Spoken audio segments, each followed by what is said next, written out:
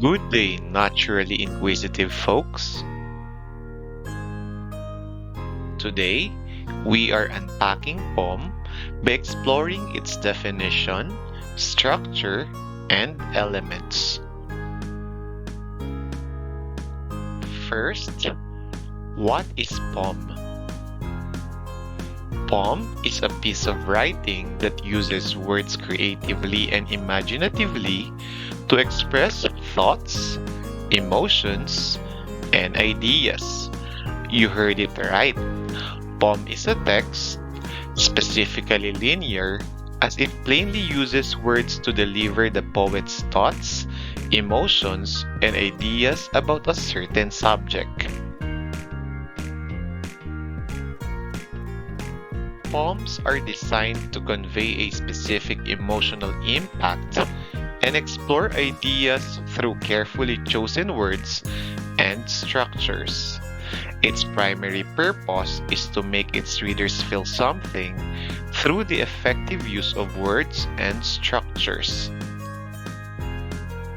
It has 5 elements, namely structural elements, sound devices, figurative language, language and imagery, and narrative elements. But in this video lesson, we will only focus on structural elements and sound devices. Now, let's talk about structural elements. Structural elements define the physical form and layout of the poem. The first type of structural element is line. Line is a single row of text in a poem. As you can see in this excerpt of a poem titled Dust of Snow, there is a directional marking towards the way a crow. The way a crow is an example of a line, just like shook down on me, the dust of snow, and from a hemlock tree. Second type is a stanza. A stanza is a group of lines forming a unit, like a paragraph in prose. As you can see in this excerpt of a poem titled Dust of Snow, the way a crow shook down on me, the dust of snow from a hemlock tree is an example of stanza. The third type of structural element is verse. Verse is a line or group of lines in a metrical pattern. As you can see here, the fog comes on little cat feet is already an example of a verse, just like it sits looking over harbor and city on silent haunches and then moves on. The fourth type of structural elements is rhyme scheme. Rhyme scheme refers to the pattern of rhyming words. Example, AB, AB. In the given excerpt, the coolness of the night refreshes my skin. The stars shine so bright, causing me to grin.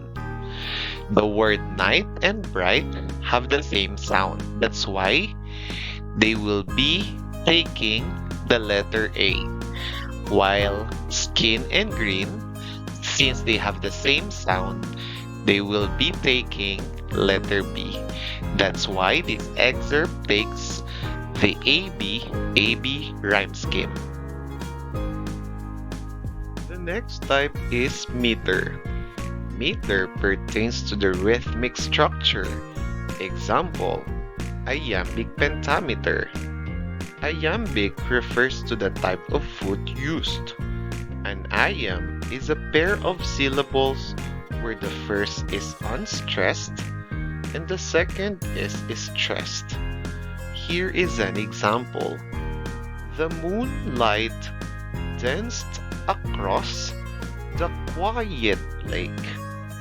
The, light, a, the, and et are the unstressed syllables, while moon, danced, cross, quai, and lake are the stressed syllables. The next one is form. Form is the type or style. Its examples are sonnet, ballad, and free verse. Enjambment. Enjambment is another structural element of a poem. It's continuation of a sentence beyond the line break. The example is shown below. Next is caesura. This is another structural element which refers to a pause within a line, often marked by punctuation. The example is shown below. Let's now proceed to the next element of a poem, which is sound devices. Sound devices has different types as well. The first one is rhyme. Rhyme refers to words with similar ending sounds. Take note, similar ending sounds. Example, the cat sat on the mat. The words cat, sat, mat have the same or similar ending sounds. The next type of sound devices is alliteration. Alliteration is the repetition of initial consonant sounds. Take note, initial or beginning consonant sounds. Example, Peter picked a peck of pickled peppers. As we can notice, the sound of letter P is repeated here. The next type of sound device that we're going to talk about is assonance. Assonance is the repetition of vowel sounds. Take note, repetition of vowel sounds. Example, the light of the fire is a sight to admire. The vowel sound repeated here happened with the words light, fire, sight, and admire. The next one is consonance. Consonance is the repetition of consonant sounds, not just at the beginning. Again, consonance is the repetition of consonant sounds. Example, the lumpy bumpy road. The repeated consonant sound here happened with the words lumpy and bumpy. The next sound device is onomatopoeia. Onomatopoeia refers to words that imitate sounds. Take note, words that imitate sounds. Example, the bees buzzed and clock ticked.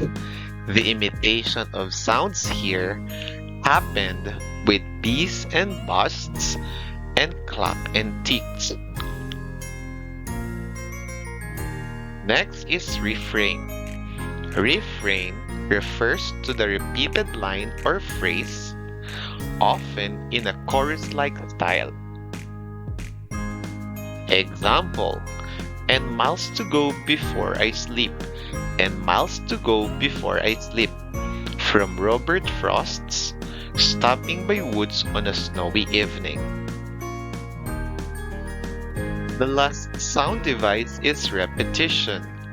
Repetition pertains to the repeating of words or phrases for emphasis. Example, Alone, alone, all alone. Alone on a wide, wide sea. From the rhyme of the ancient mariner by Samuel Taylor Coleridge. As you can notice, the words alone, all, and wide were repeated to emphasize the meanings that these words carry. Thank you for watching.